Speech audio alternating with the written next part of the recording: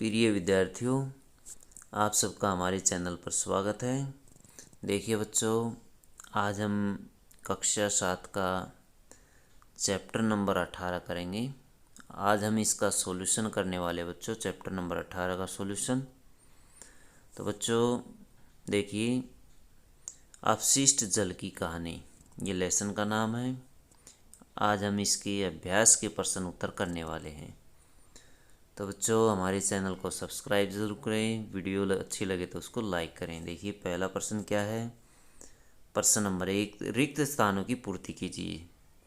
जल को स्वच्छ करना खाली स्थान को दूर करने का प्रक्रम है। तो जल को स्वच्छ करना प्रदूषकों को दूर करने वाला प्रक्रम है। तो ये क्या आएगा पहले में, प्रदूषकों। ख देखिए, घरों द्वारा निर्मुक्त किए जाने वाले अपशिष्ट जल खालिस्तान कहलाता। क्या कहलाता बच्चों? सीवेज। इसमें आ जाएगा सीवेज कहलाता है। मलमूत्र को सीवेज कहा जाता है बच्चों। शुष्क का उपयोग, शुष्क का उपयोग खाद के रूप में किया जाता है। तो बच्चों किसका उपयोग किया जाता है? आपंक। इसमें क्या आ जाएगा? आपंक। आपंक का उपयोग।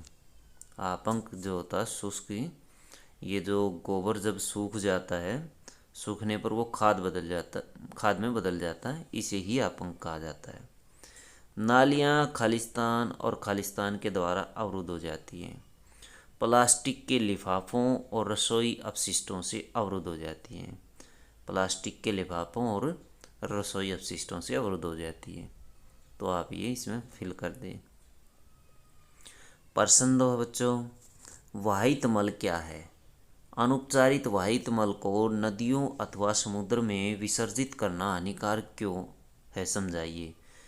वाहित मल घरों, उद्योगों, अस्पतालों, कार्यालयों और अन्य उद्योगों के बाद प्रवाहित किए जाने वाले जल अपशिष्ट जल होता है। अपशिष्ट जल को कहा जाता है बच्चों वाहित मल।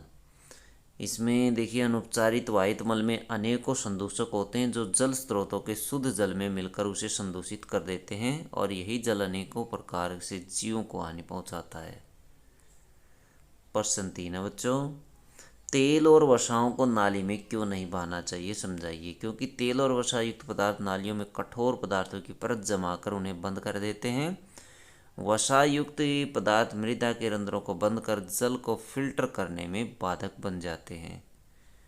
तो बच्चों, एक तो वो कहीं भी नालियों में अटक जाते हैं जिससे नालियाँ रुक जाती हैं। दूसरा, वो अगर उस पानी को फिल्टर भी किया जाता है, शुद्ध किया जाता है, तो वो बाधक बन जाते हैं। अपशिष्ट जल से स्वच्छ जल प्राप्त करने के प्रक्रम को में सम्मिलित चरणों का वर्णन कीजिए। तो ये चरण जो है निम्नलिखित है बच्चों।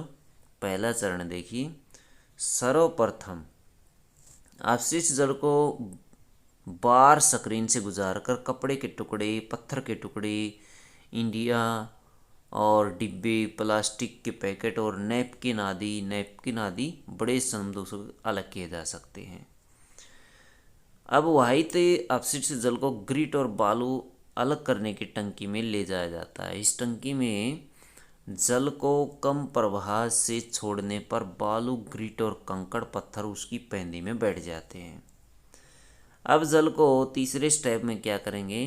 अब जल को मध्य भाग से ढलान वाली टंकी में ले जाकर मल जैसे ठोस अपशिष्ट को तली पर एकत्रित होने दिया जाता है, जिसे खुरचकर बाहर निकालते हैं। इसे आपंक या सलज कहते हैं। तेल और ग्रीस जैसे अपशिष्टों को स्कीमर का उपयोग कर अलग किया जाता है। प्राप्त जल को निर्मलीकृत जल कहते हैं। आपंक को अलग टंकी में ले जाकर इससे बायोगैस बनाई जाती है। और चौथा स्टेप है, प्राप्त जल में पंप द्वारा वायु को गुजारकर इसमें वायवीय जीवाणु की वृद्धि की जाती है। ये जीवाणु शेष बची अशुद्धियों का उपयोग कर लेते हैं और प्राप्त जल को जीवाणु नाशन कर पीने योग्य बना दिया जाता है। तो ये थी बच्चों जल शुद्ध करने की विधि। प्रश्न 5 देखिए, आपंक क्या है, समझाइए, इसे कैसे उपचारित किया जाता है।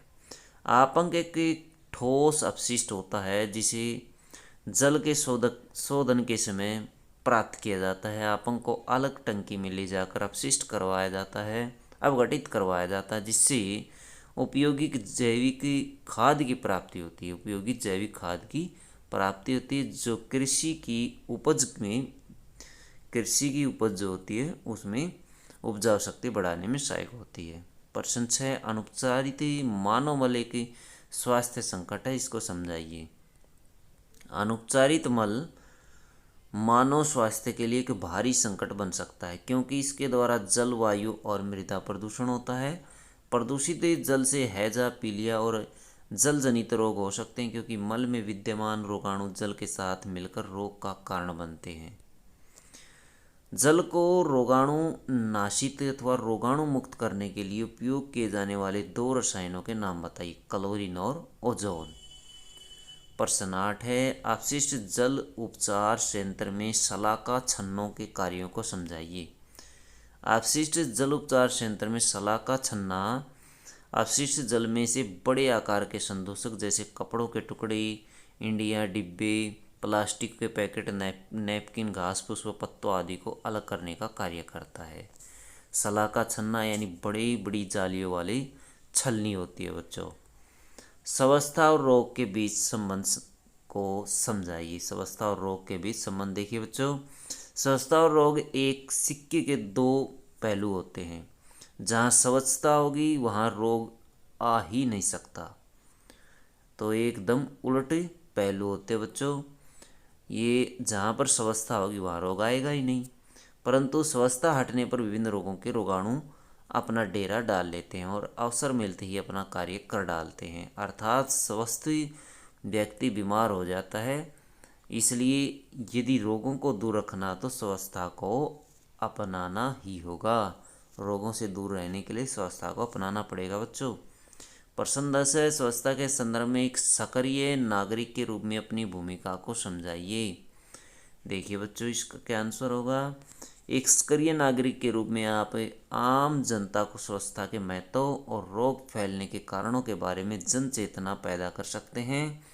स्वच्छ पर्यावरण के लिए सफाई के महत्व को समझाते हुए अपशिष्ट पदार्थों के उचित निपटारे के बारे में जानकारी लोगों को दे सकते हैं। कूड़ा कचरा खुले में डालने से खुले में मल विसर्जन, गंदे कपड़ों को जल स्रोत के पास धोने व शुद्ध पेयजल प्रदान करने वाले जल स्रोतों को गंदा करने के क्या परिणाम होंगे।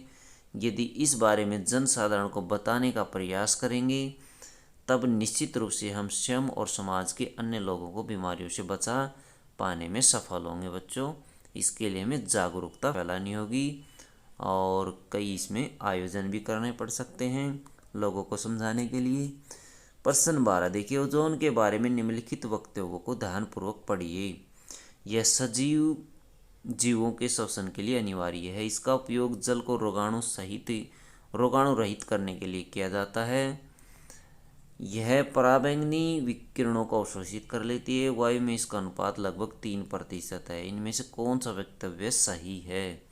तो बच्चों कौन कौन सा वक्तव्य इसमें सही है। देखिए, क, ख और ग, ख और ग, क और ग, यह सभी चारों। देखिए इसमें ख और ग सही है। कौन कौन सा सही है। दूसरा इसका ऑप्शन आएगा ख और ग। अब ख और ग को हम देख लेते क्या थे। ख देखिए, इसका उपयोग जल को रोगाणु रहित करने में किया जाता है, बिल्कुल सही है। और ग है ये पराबैंगनी किरणों को अवशोषित कर लेती है, ये भी सही है। यानी पहला गलत है और चौथा गलत है। तो बच्चों ये थे आपके इस लेसन के प्रश्न उत्तर। अगर वीडियो अच्छी लगे तो लाइक करें, हमारे चैनल को बच्चों सब्सक्राइब करें।